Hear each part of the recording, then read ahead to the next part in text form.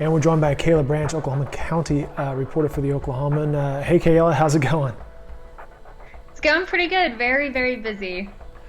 It seems like it's a waterfall of information, news, headlines, alerts. It's just nonstop these days. And one of the alerts we had today, yesterday I guess, was Integris Medical Center was going to have a press conference, a Q&A with their doctors. I was watching the live feed that they had on their Facebook page that we also had on Oklahoman.com. And I saw you right there at Integris Baptist Medical Center. What are they saying these days? Yeah, so they wanted to take some time to really address what they were calling consistent messaging and letting folks know some key points to address issues that they've been having, specifically people coming in and really flooding their emergency room. They said that they've been getting people who maybe don't even have any symptoms, but they're really scared, and so they want to come in and get answers. And they said they feel for those people, and they know that it is a frustrating time, but that is really causing problems. They're having trouble treating those who maybe have a heart attack or some serious chronic condition. So they wanted to let folks know, if you are not sick and not seriously sick, please don't come to the emergency room. Instead, call the hospital and take advantage of telemedicine, doing a video chat with a doctor. So we talked about that for a bit. And then they also addressed testing, which has been a serious concern for folks. And there's a shortage globally, definitely in America, and definitely in Oklahoma. And it's on a lot of folks' minds. And they went about addressing that testing shortage in a couple of ways, basically saying that is happening. We don't have the capacity to test folks who are, not over the age of 65, who don't have some underlying condition. Even if you think, yes, I was exposed to someone who has COVID-19, you probably still aren't going to get a test unless you meet these other criteria. And they wanted to say, too, even if we did test everybody, that wouldn't necessarily make a huge difference in terms of how we would go about ending this pandemic. Even if you did test positive, if you weren't having serious symptoms, the advice would be the same as it is to everybody else. Stay home, wash your hands. It has been consistent advice right from the beginning, no matter which medical professional that we're hearing from or the scientist, the same thing is stay as clean and healthy as you can. They did throw out some numbers. I believe I heard that they said they had administered over a couple hundred tests so far, 200 to 250, I believe was the range that I heard. Yeah, that's what they said. And they kind of explained a little bit of how the process works, and that they are getting tests from the state health department, who is giving them out to different, hospitals or what have you.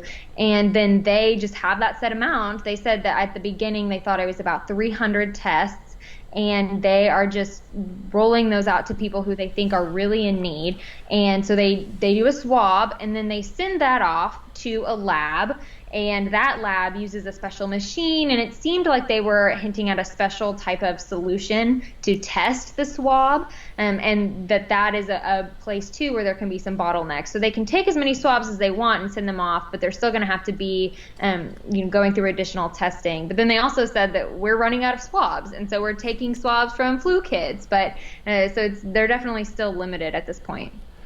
You mentioned if people have some concerns, they can do the telemedicine by going online in Integris. You can go to their website as well. But they also addressed the visitation policy for existing patients. Yeah, so they said they do not want people coming to the hospital, and they don't want to expose their staff more than they have to. They don't want to expose folks who are in the hospital and who are already sick and immunocompromised. And so they said, do not come, which is sad news for some people. If you've got a loved one that's in the hospital, that I'm sure that's really lonely, and they acknowledge that. But they said FaceTime, you can write letters to people. That's something I've heard. So kind of going a little bit to some creative ways to stay in touch with those that you love without seeing them in person. Yeah, they kept saying text, no hugs, text, but no hugs. No hugs. Yeah. Tough to explain a text to someone who perhaps may not be so tech savvy for texting. Very true. We've all been there. I thought it was also interesting. They said that they were sharing information and the models that they were seeing throughout the industry with other medical professions. Yeah, so they hinted at and addressed to more in detail about we're talking with folks in Oklahoma at other medical systems and across the country. We're trying to share best practices on how do we address this and make sure that our hospital is ready to deal with the surge of patients, which it seems that they're still expecting. They do not think that the COVID-19 epidemic in Oklahoma has reached its high point, so they're still getting ready for that to happen, and they're making plans. How do we make sure that we are going to be fully staffed as long as we need to be and with as many folks as we need to be? How are we going to make sure that we've got personal protective equipment, PPE as they were calling it? And so they're definitely chatting around the country and probably around the world too on best practices. How did other hospitals and other medical professionals deal with this, and what can Oklahoma professionals do to prepare? All right, final question. We're chatting with Kayla Branch from the Oklahoman here, who was covering a press conference earlier today at Integris Baptist Medical Center. You've been out and about practicing social distancing, of course.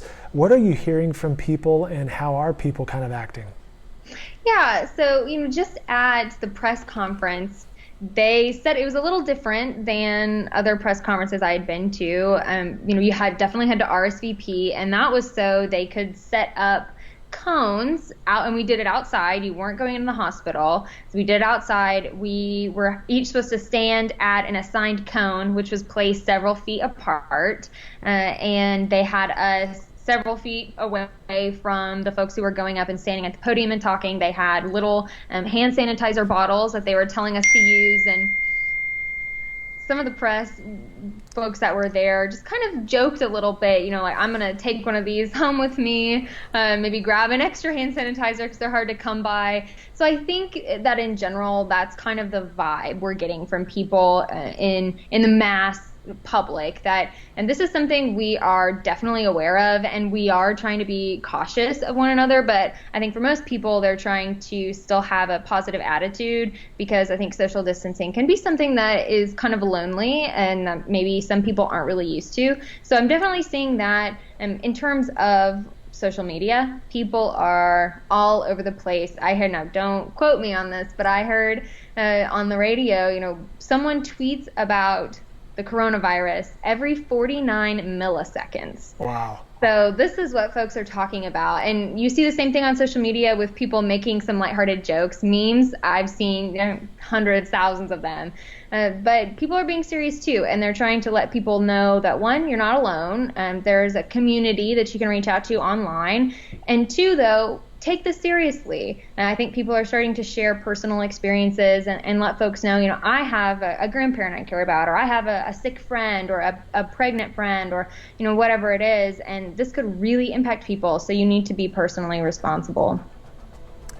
Good stuff. Great job today, Kayla. You can read Kayla Branch's coverage in the Oklahoman and online at oklahoman.com. You can follow her on Twitter at Kayla_Branch, I believe, is the Twitter handle. You can also watch that press conference we mentioned from Integris Baptist Medical Center on their website, their Facebook page, and on oklahoman.com as well. Kayla, thank you for your time. We'll be chatting again soon, and stay safe. Thanks. You too.